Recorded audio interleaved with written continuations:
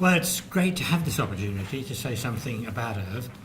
I knew him from the time he first came here in 1963, and when he was on a fellowship to the IOP, working under Elliot Slater, but allocated to work particularly with Jerry Shields. And Irv then was just 31. So very early in his career, but he already had an international reputation which was rapidly growing. It was clear from the outset that he was academically outstanding and had an enviable mastery of the literature, an ability to identify key issues. The Jerry Shields, about whom I said a bit more when we had this occasion last time, was similarly outstanding, although they could not be more different in personality. Irv was fiercely competitive, whereas Jerry was self-effacing to a fault. But they had established careers before they started working together, and I think that was a help because they respected one another, they got on well together, and they thought very similarly on key issues. But that also meant that they might have been expected to be competitive with one another, and as far as I'm aware, they never were. So Irv's competitiveness was with everybody else. He loved a fight. Now, he didn't seek fights, so that would be a wrong way of looking at it, but given that there was one, he would give his best. Whereas Jerry would sort of take it all in his stride, but getting very upset about it. So at that time, I would often have lunch with Jerry and had to deal, as it were, with supportive psychotherapy in terms of the attacks from geneticists on their work. Whereas, the more the merrier. Since those early years, I've often wondered how they both got on with Elliot Slater, who was, of course, their boss at that time, but it was his model of schizophrenia that they attacked.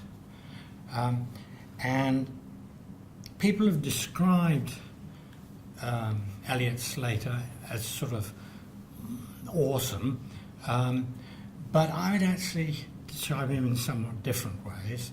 For example, I remember a seminar when Elliot was presenting on something or other, I don't remember what, and Neil Kessel asked him a question.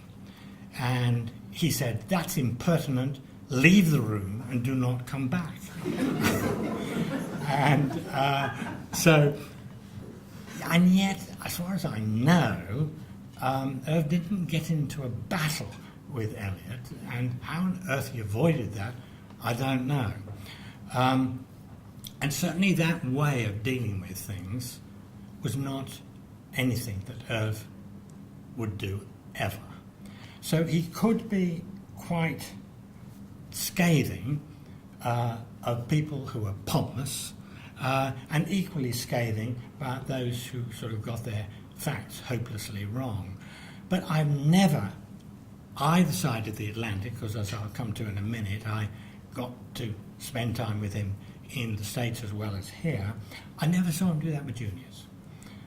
So that he would attack seniors, but he was very supportive of juniors, as all of us experienced.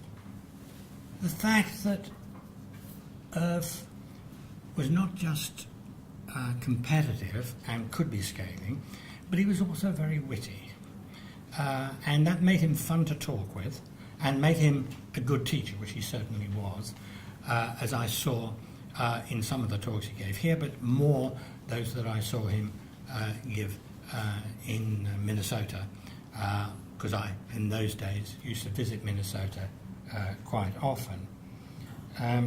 We sometimes met at the home of Norm and Edie Garmezy, but Norm, of course, could not be more different in his views on genetics, but I was a sort of middle ground, and so we actually had some very interesting times there. As we all know, Irv rapidly became the leading psychiatric geneticist with particular expertise in the study of schizophrenia. And together with Jerry Shields, I think he made three major contributions. First, the bringing together of twin data, which he did skillfully but also rigorously, showed conclusively that schizophrenia had a high heritability. Surprisingly, that finding was initially controversial, although almost everyone accepts it today. I say almost because Oliver James takes a very different line in arguing that there is no role of genetics in any of the mental disorders to an important degree. And I'm waiting for Talia to take him on board and show he's wrong in his views. But interestingly, it's not just Oliver James who did this. James Lefanu was a much more considered character, but in his book on the rise and fall of modern science, he took the line that it was unlikely that genetics played any important role in the major mental disorders. And he did it in a more courteous way. He he still writes very extensively in newspapers. He took a more considered view, whereas Oliver James, I must say, I do not have respect for. Now, the second was that, contrary to the dominant Mendelian view, Irv argued with Jerry that the findings indicated the strong likelihood of a multi-genetic model. Slater, Irv's boss, resisted that, but the evidence already indicates that Irv and Jerry were correct and Slater was mistaken. The dispute can now be regarded basically as settled, but I think we've got to be careful we don't go too far in that direction, because what the GWAS studies, now I'm referring particularly to the excellent paper from the Cardiff group on this, showed multiple genes associated with schizophrenia. But of course GWAS, by its nature, cannot show what those genes do. And if you're wanting to claim that you understand the biological pathways, that's the next step, and that has yet. Third, I've put forward the notion of an endophenotype in which biological measures will be used to get closer to the gene. That remains untested and unproven. And in my view, the terminology gets in the way of recognising that Irv was clearly right in arguing the value of biological approaches that got beyond simply the symptoms and signs.